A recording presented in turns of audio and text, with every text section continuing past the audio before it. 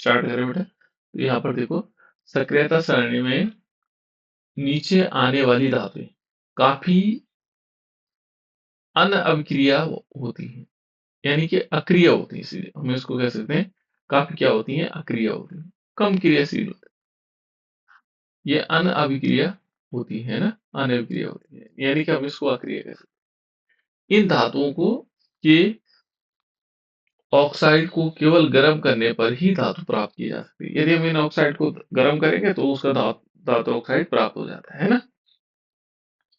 इनके जो ऑक्साइड है, धातुओं के ऑक्साइड है, गर्म करने से हम क्या कर सकते हैं, धातु को प्राप्त कर सकते हैं। सीधे गर्म करना है और हमारे पास धातु मिल गई, बहुत सरल है ना। इनका निष्कर्षण का मतलब, जैसे मान लीजिए आप थोड़ा एग्जाम्पल के तौर पे मान लो, माना कोई यहाँ पर मैग्नीशियम ऑक्साइड है और हमें चाहिए मैग्नीशियम, हमें क्या चाहिए, मैग्नीशियम चाहिए, तो हम क्या करेंगे, उसको गर्म करेंगे और गर्म से करने से मैग्नीज प्राप्त हो जाएगी। तो इस प्रकार से होता है बेटे, तो इसमें दो सीधे गर्म करना है और गर्म करने से हमें धातु प्राप्त हो जाती है, बहुत कम क्रियाशील होते हैं ये दूसरे तत्वों से, है ना। तो जैसे देखो यहाँ पर पहले, जैसे हमारे पास है ये सल्फाइड है, HgS क्या है बेटा, सल्फाइड है ना। हमने HgS को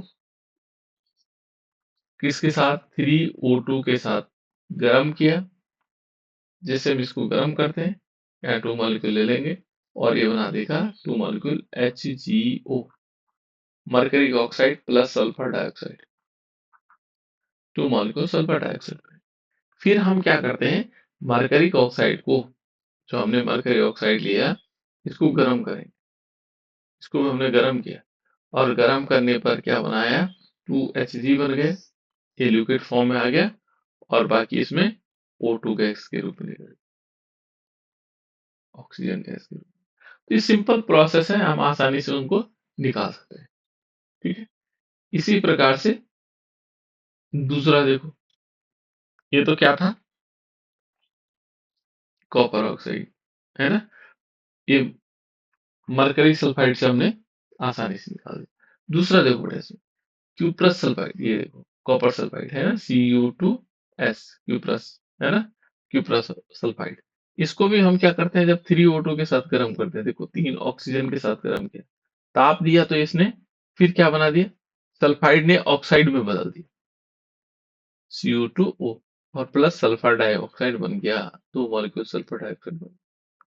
तो जब सल्फर डाइऑक्साइड बन जाएगा, फिर क्या करते हैं हम, देखो फिर क्यूप्रस ऑक्साइड से अभिक्रिया की, किससे की, क्यूप्रस ऑक्साइड से, और जैसे इससे अभिक्रिया करी तो ये क्या बना देगा, फिर कॉपर को अलग और SO2 अलग। इस प्रकार से बहुत आसान विधियां हैं इनको प्राप्त करने के लिए। जैसे कॉपर हम आसानी से प्राप्त कर सकते हैं, Hg हम आसानी से प्राप्त कर सकते हैं, केवल गर्म करना है और हमें वो चीजें मिल जाती हैं। अब इसके लिए दो चीजें हैं बेटा, दो अभिक्रियाएं हैं हमारे पास, एक होता है भर्जन और दूसरा होता है निस्तापन।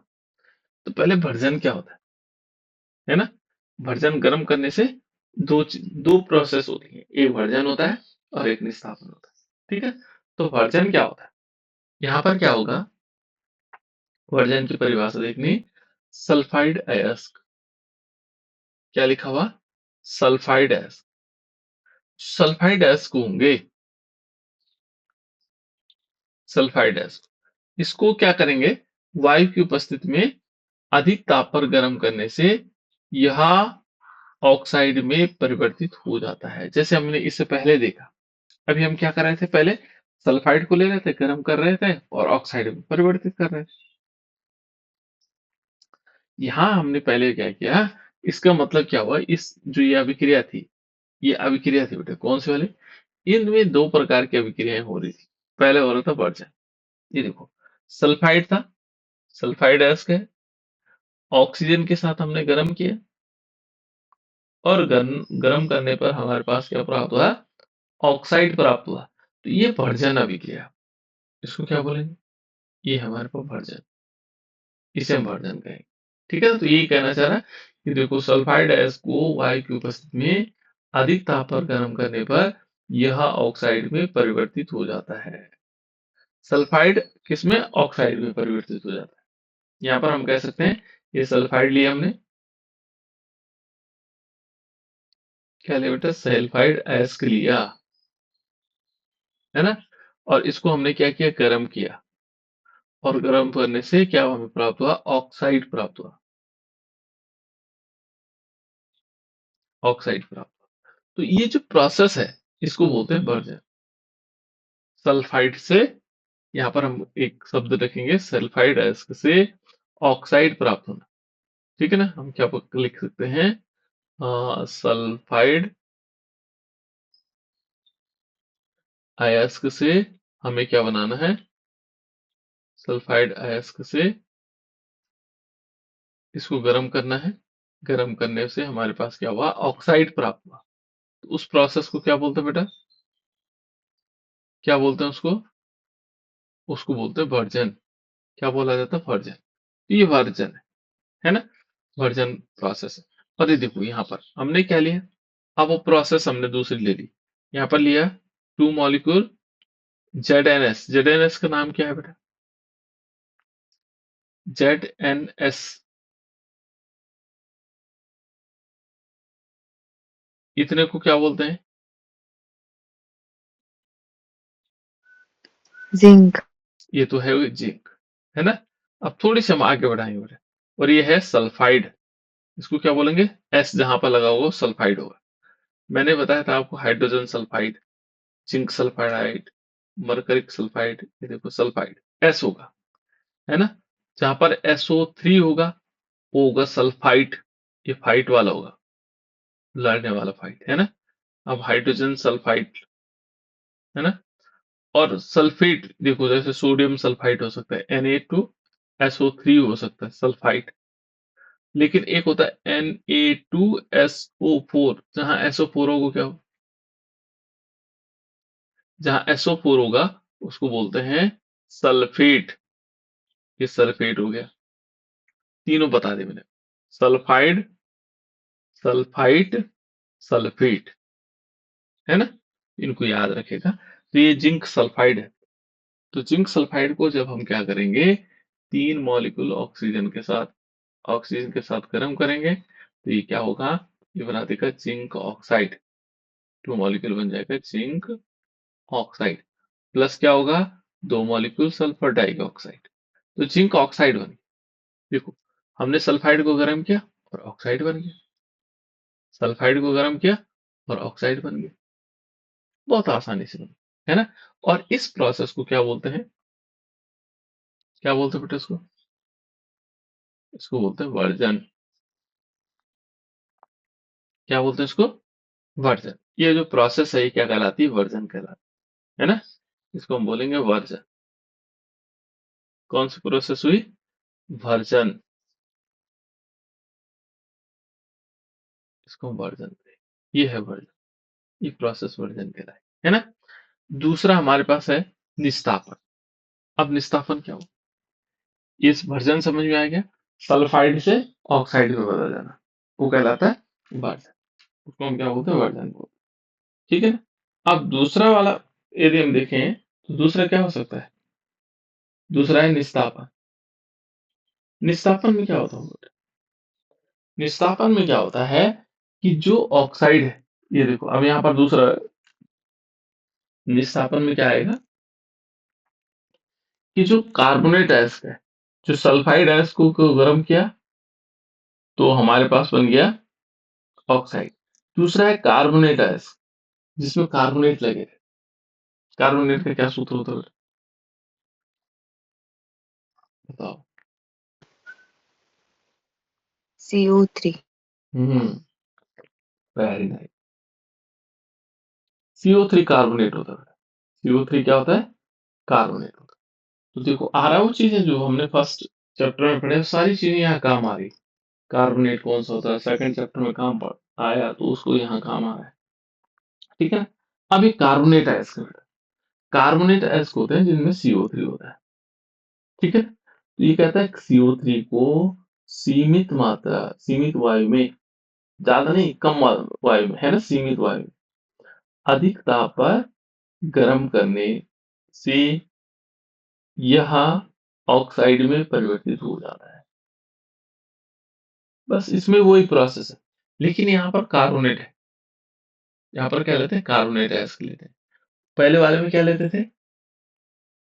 क्या लेते थे? सल्फाइड एसिड, है ना? उसमें हम सल्फाइड है, और इसमें क्या ले रहे हैं? Carbonate acid. तो कार्बोनेट एसिड को यहाँ पर सीमित वायु, कम वायु में गर्म करने पर क्या हो जाता है? ऑक्साइड में परिवर्तित होता है, और इस प्रक्रिया को हम बोलते हैं निस्तापन। यहाँ पर क्या होगा? ये हमने लिया कार्बोनेट अयस्क, याद रखें, कार्बोनेट अयस्क लिया बेटा, कार्बोनेट अयस्क। इसको हमने क्या किया? इसको हमने किया सीमित वायु में गर्म। हम यहाँ पर लिख सकते हैं वायु में किया गर्म, है ना? लेकिन वायु कैसी थी? सीमित मात्रा में। इसको ताप दिया वायु में गर्म, है ना? कैसी वायु थी? सीमित वायु, कम वायु, सीमित वायु में गर्म किया। गर्म करने से ये क्या बना देगा? ऑक्साइड बना देगा। अब जो गर्म करेंगे उसी का ऑक्साइड बनाएगा। ऑक्साइड सब अलग अलग प्रकार के ऑक्साइड होते हैं, ऑक्साइड बनाएगा। देखो, जैसे हम एक एग्जांपल लेते हैं, यहाँ पर लिया ZnCO3 को क्या बोलते हैं? तो आसानी से आप लोग बता देंगे, क्या नाम है इसका? ZnCO3 का नाम क्या है? Zinc carbonate. बिल्कुल। यहाँ पर ये क्या है? इतने का नाम जिंक, और इसका नाम कार्बोनेट, है ना? Zinc carbonate. क्या बनाया उन्होंने? हमने क्या किया? जिंक कार्बोनेट को लिया। देखो कितनी बढ़िया बात हो गया। अब आप फॉर्मूले याद नहीं कर रहे, बल्कि फटाफट उनका नाम बता रहे हैं, है ना? जिंक कार्बोनेट लिया। यहाँ पर हमने क्या किया बेटा? वायु लिया, O2 लिया, लेकिन सीमित मात्रा में ली, और इसको गर्म किया। गर्म करने से क्या हुआ? ये वायु की उपस्थिति में हमने इसको गर्म किया, लेकिन सीमित मात्रा है, तो इसने ये ऑक्सीजन कम मात्रा में रही, और इसने क्या बना दिया? ZnO बना दिया, जिंक ऑक्साइड, है ना? क्या बनाया? जिंक ऑक्साइड, इसी का अपने आप ही, और प्लस इसमें कार्बन डाइऑक्साइड अलग निकल। तो इसको ऑक्सीजन मत लिखना यहाँ पे, क्योंकि सीमित मात्रा में, तो हमारे पास जिंक ऑक्साइड बन गया और कार्बन डाइऑक्साइड इसमें निकल गया। तो देखो बेटा, हमने क्या किया? कार्बोनेट एस्क से हमने ऑक्साइड एस्क बना दी, कार्बोनेट से हमने ऑक्साइड बना दिया। तो ये है प्रोसेस निस्तापन। इस प्रोसेस को क्या बोलते हैं? निस्तापन। ये प्रोसेस क्या है बेटा? निस्तापन। जहां पर हम क्या करेंगे? जिंक कार्बोनेट को सीमित वायु में गर्म करेंगे, और जिंक ऑक्साइड बना, प्लस कार्बन डाइऑक्साइड बना। एक प्रोसेस कहलाई निस्तापन। वर्जन क्या हुआ? जहां पर हम क्या करते हैं? सल्फाइड को लेते हैं, गर्म करते हैं, और क्या बन जाता है? ऑक्साइड बनता है, उसको बोलते हैं हम वर्जन। तो दोनों प्रोसेस याद रखें। ये दोनों प्रोसेस क्या है? अयस्क को से हम तत्व बनाने की। इतनी बात क्लियर हो गई बेटा? आगे चलते हैं। देखो, इसके बाद हमारे पास है अन्य तत्व भी है, ठीक है? जैसे देखो, कार्बन जैसे उपयुक्त अपचायक का उपयोग कर धातु ऑक्साइड से धातु प्राप्त की जाती है ना? उपचायक का प्रयोग करके हम क्या कर सकते हैं? धातु ऑक्साइड से धातु प्राप्त हो सकती है। जैसे देखो, जिंक ऑक्साइड लिया, और इसको कार्बन के साथ गर्म किया, और क्या बना दिया? जिंक बन गया, और कार्बन मोनोऑक्साइड अलग निकली। तो इससे हम धातुओं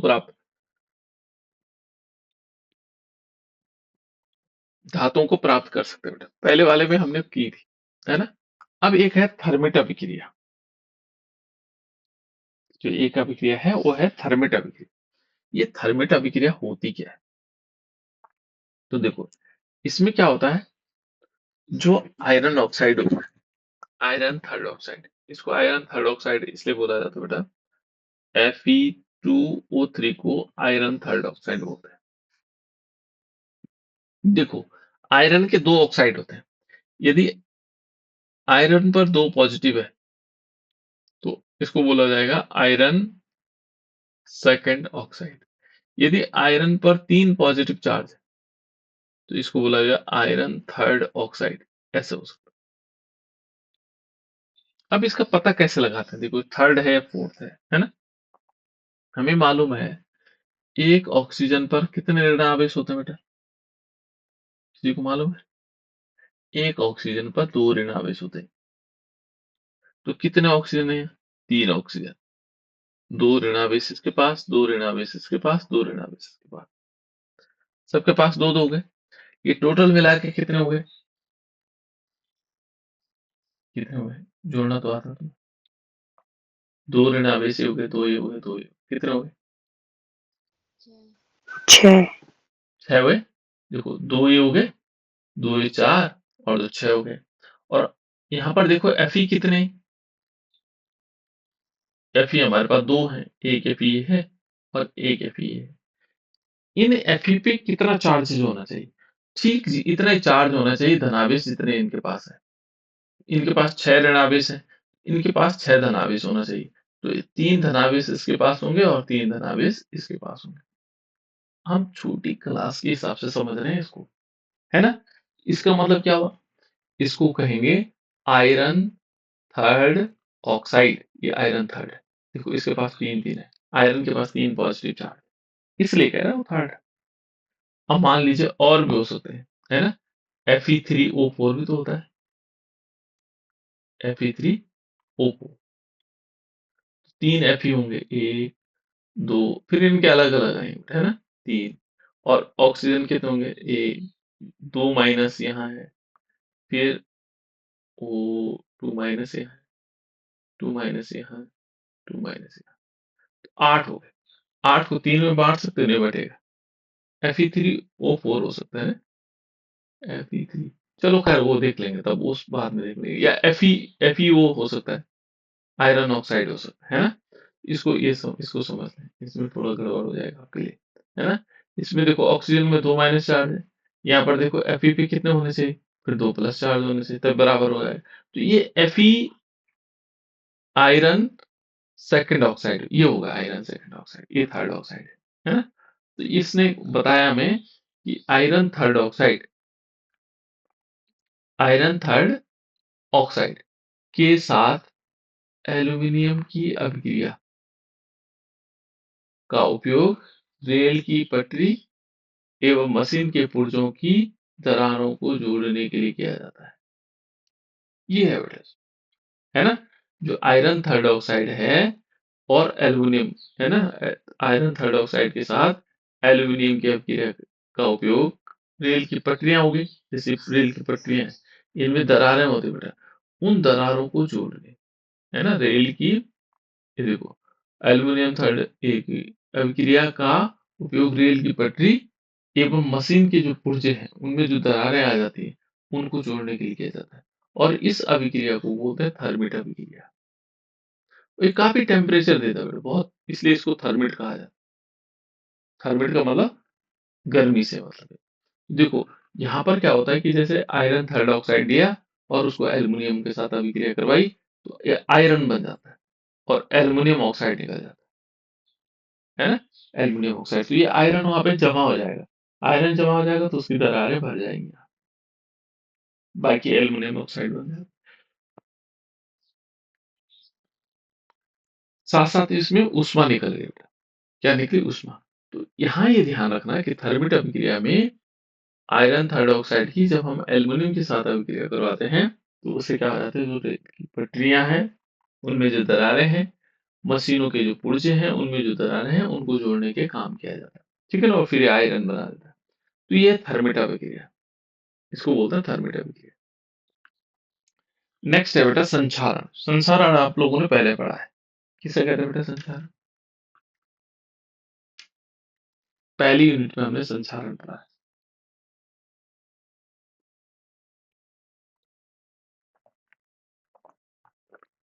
किसे कहते हैं?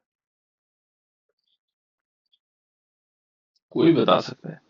वे अभिक्रिया जिसमें कोई धातु अपने आसपास अम्ल या आर्द्रता में आकर हम्म, बोल सही बोले। अम्ल या आर्द्रता के संपर्क में आकर संक्षारित हो जाती है, इस अभिक्रिया को संक्षारण कहते हैं। इस अभिक्रिया को हम बोलते हैं संक्षारण। ठीक है। अ, मतलब संक्षारण कब होता है बेटा? तीन चीजों को याद रखना। जैसे वायु हो, है ना, यानी कि वस्तु कोई खुली अवस्था में हो तब संचालित होती है। आर्द्रता हो, है ना, नमी जिसको हम बोल सकते हैं। तो जब कोई पदार्थ, यहाँ पे वस्तु नहीं है कहेंगे हम, जब कोई क्या होगा, पदार्थ है, मान लीजिए कोई पदार्थ हमारे पास, ठीक है, कोई पदार्थ हमारे पास, कोई क्या है हमारे पास, पदार्थ है, ठीक है ना। और ये पदार्थ क्या होता है, कोई पदार्थ हमारे पास है, यहाँ पर वायु, आम्ल, आर्द्रता, है ना, अम्ल, वायु, आर्द्रता, है ना, आदि के संपर्क में। आदि का मतलब हम कह सकते हैं कि और भी हो सकते हैं, है ना, इनके संपर्क में आता है तो ये क्या हो जाती है, संक्षारित हो जाती है। और इस प्रक्रिया को हम बोलते हैं संक्षारण। संक्षारित का मतलब वो खत्म हो जाने, है ना, तो उस प्रोसेस को क्या बोलते हैं, संक्षारण। यहाँ पर कोई पदार्थ होगा, ठीक है, अम्ल, आर्द्रता और वायु के संपर्क में आती है तो उससे क्या हो जाता है, वो संक्षारित होने लग जाती है, उस क्रिया को हम संक्षारण करते हैं। अब संक्षारण से कैसे रुकेगा, उस संक्षारण क्या हुआ, उसको रोकेंगे कैसे बेटा, कैसे रोक सकते हैं कि संचारित ना हो कोई, कैसे रोक सकते हैं, कुछ तरीका है हमारे पास। संचारण कब हुआ, जब वायु के संपर्क में है। तो पहला हमारे पास है पेंट करके, पहले हम पेंट लगा देते हैं ताकि वो वस्तु पर संचारित ना हो, जंग न लगे। पेंट लगाते हैं, नहीं लगाते? जैसे लोहे की वस्तु आई तो हमने क्या किया, उस पे पेंट लगा दिया तो काफी लंबे समय तक चलती है। खुला ऐसे नहीं लगाएंगे पेंट तो जंग लग जाएगा, खत्म हो जाएगी, है ना। तो यहाँ पर ध्यान रखना, पेंट करके भी हम उसको संचारित होने से रोकते हैं, संचारण से सुरक्षा व्यवस्था लेते हैं। तेल लगाकर, तेल भी लगा देंगे तब भी जो है संचारण नहीं होगी, कम होगी, है ना। ग्रीस लगाकर, जैसे आप लोगों ने देखा होगा गाड़ियों के जितने भी ये होते हैं उनमें क्या लगा देते हैं, ग्रीस लगा देते हैं, है ना। तो ग्रीस उनमें लगता है तो इसलिए वो संचारित नहीं होती। यसद लेपन, यसद लेपन करके, बहुत इंपॉर्टेंट है बेटा, यसद लेपन। यसद लेपन को हम कह दूसरा कह जाते हैं गैल्वेनाइजेशन, गैल्वनीकरण। यसद लेपन का हिंदी इंग्लिश का रूपांतरण है गैल्वेनाइजेशन, गैल्वनीकरण भी कहते हैं। इसलिए इस शब्द को याद रखिएगा, यसद लेपन या गैल्वनीकरण।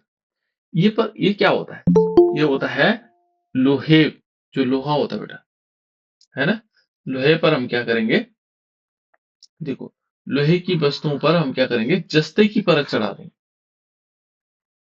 लोहे की वस्तुओं पर क्या करना है, जो लोहा है ना, आप लोगों ने पाइप देखे होंगे, पाइप देखे बेटा, तो जो पाइप होते हैं, मुझे लग रहा आयुषी नौटियाल जुड़ी है बेटा ना, आयुषी जुड़ी। Yes, sir. हाँ, तुम्हारी 5:15 से होगी बेटा क्लास, है ना, चाहो जुड़ सकते हो यार। हाँ, ये 5:15 में, ठीक है, ये दोबारा 5:15 पर जुड़ना, ठीक है। अब देखो बेटा, यहाँ क्या हुआ कि हमने लोहे की वस्तु ली और लोहे की वस्तु पर क्या करवाई, जिंक की परत चढ़ा दी, जिंक की इसकी परत चढ़ा दी, ऐसे जो परत चढ़ गई उससे इसका संचालन रुक जाएगा। हमने लोहे की परत, लोहे पर क्या चढ़ाई, जस्ते की परत चढ़ा दी। तो पूछा जाता आप लोगों को ये सदलेपन किसे कहते हैं, तो हम ये सदलेपन कहते हैं कि लोहे की वस्तुओं पर, है ना, हम क्या करेंगे, जस्ते की परत चढ़ा देंगे, तो उसे कहेंगे सदलेपन। जैसे पानी के जो पाइप होते हैं, जो मिट्टी के नीचे रहते हैं, काफी दिनों तक खराब नहीं होते हैं, है ना, उसको क्या किया जाता है, उन पे जिंक की परत चढ़ाई जाती है, उनमें भी सदलेपन किया जाता है ना, तो ये सदलेपन। क्रोमियम लेपन, क्रोमियम की परत चढ़ा देना। एनोडीकरण, एनोडीकरण भी हमने पढ़ रखा है ना। और मिश्र धातु बना करके हम क्या करते हैं, लोहे को जंग लगने से बचाया जा सकता है। मिश्र धातु में हमारे पास कांसा, तांबा, बहुत सारी अलग अलग कांसा हो गया, पीतल हो गया, ये सब बनाए जाते हैं। इस प्रकार से हम लोग क्या करते हैं, संचालन से सुरक्षा प्राप्त कर लेते हैं, है ना? इन चीजों से। इसमें सबसे ज्यादा इंपॉर्टेंट क्या था बेटा? ऐसा तो लेपन था जो आपके लोगों के लिए थोड़ा अलग, वो लोहे पर क्या करना है, जस्ते की परत चढ़ाना, ठीक है? उससे हम बचा सकते हैं। अब असत लेपन क्या है? देखो, लोहे एवं इस्पात को, दो चीजें हमारे पास, एक लोहा है और दूसरा इस्पात है। इसको यदि हम देखेंगे जंग से सुरक्षित रखने के लिए, माना जंग न लगे, उनसे सुरक्षित रखने के लिए किसकी क्या करते हैं, उन पर जस्ते की परत चढ़ा देते, ठीक है ना? उन पर क्या करते हैं, जस्ते की परत चढ़ा देते। जस्ता माने जिंक, जिंक की परत चढ़ा देते। जिंक है, एक जंक है बेटा, जंक लगना वो अलग है, और ये जिंक है, ये जिंक माने जेड है, जिंक की परत चढ़ा देंगे। तो जब हम जिंक की परत चढ़ा देंगे तो उसको कहा जाता है यसद लेपन। किस पर? लोहे और इस्पात। ये इंपॉर्टेंट परिभाषा है।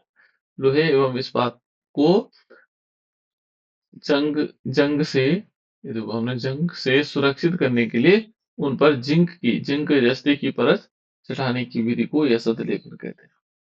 उसको बोलते हैं गैल्वेनाइजेशन या यसद लेपन, ठीक है? अब मिश्र धातु क्या होता है? मिश्रातु शब्द इसके लिए यूज हुआ। तो ये है दो या दो से अधिक धातुओं के समांगी मिश्रण को हम क्या बोलते हैं? मिश्र धातु कहते हैं, ठीक है? और अलग अलग प्रकार के होते हैं। एक होता है अमलगम। क्या होता है बेटा अमलगम? इसमें एक धातु पारा होगी, है ना? एक धातु होगा और एक धातु क्या होगी? पारा। ये धातुओं का मिश्रण है जिसमें एक धातु क्या होगी? पारा होगी।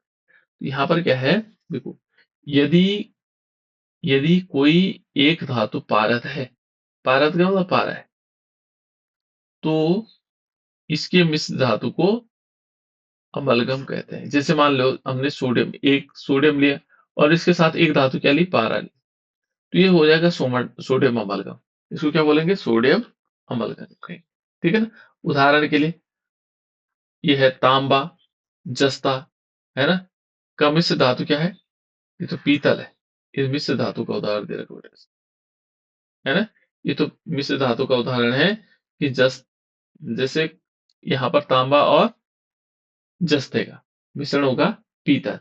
उसके बाद ताम्र एवं टिन का जो मिश्रण धातु होगा वो कांसा होगा, है ना? और ये देखो विद्युत के कुछ चालक होते हैं। उसके बाद सीसा और टिन, ये क्या बना देता है?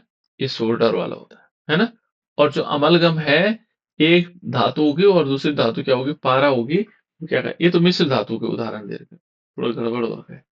ये मिश्र धातु वाले उदाहरण होने थे, ठीक है? इसको मिश्र धातु में लिख लेते हैं। एक मिनट बेटा, ये ऐसे बना रहेगा तो फिर गड़बड़ हो जाएगा। यहाँ पर हमने क्या करना है, इसको मिश्र धातु का उदाहरण यहाँ पर हम ले सकते हैं, यहाँ से यहाँ तक इसको मिश्र धातु में कर। ये तो अमलगम वाला ठीक है ना? यहाँ पर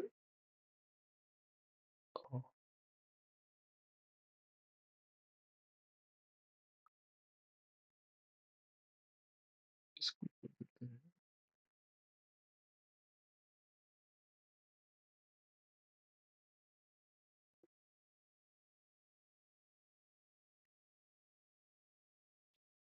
इधर चले गए, तो इसको क्या कहेंगे? ये एग्जाम्पल किसका है?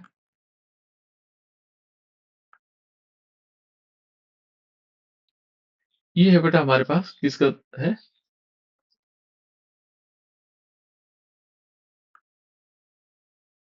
अच्छा, ऐसा नहीं माने,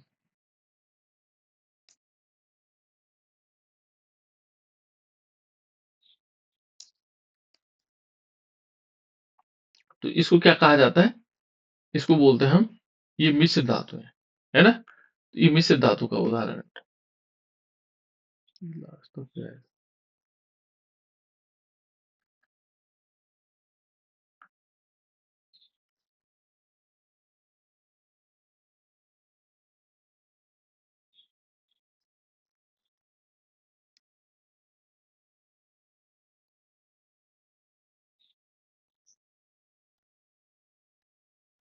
ये हमारे पास क्या होगा, मिश्र धातु का उदाहरण मान लेगा। पता नहीं क्यों हो रहा है, चलो इसको बाद में देख लेंगे। तो ये मिश्र धातु का एग्जाम्पल है होगा हमारे पास, है ना।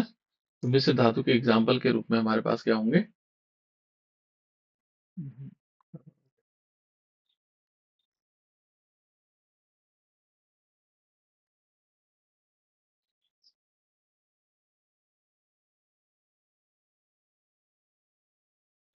चलो बाद में कर लेंगे, है ना। तो ये मिश्र धातु का एग्जाम्पल होगा। इस प्रकार से हम कह सकते हैं, अमालगम समझ में आ गया, उसमें एक धातु पारा होगा, जैसे सोडियम अमलगम हो गया, ये थोड़े एग्जाम्पल अलग है। सोडियम अमलगम NaHG हो गया, जिंक अमलगम Zn लगा देंगे, और उसके साथ एक साथ धातु धातु लगा देंगे पारा, ठीक है। तो ये जिंक अमलगम। इस प्रकार से हम इन धातुओं को अमलगम के रूप में जान सकते हैं। इस प्रकार से क्या हुआ बेटा, ये चैप्टर हमारा हो गया कंप्लीट, ठीक है ना।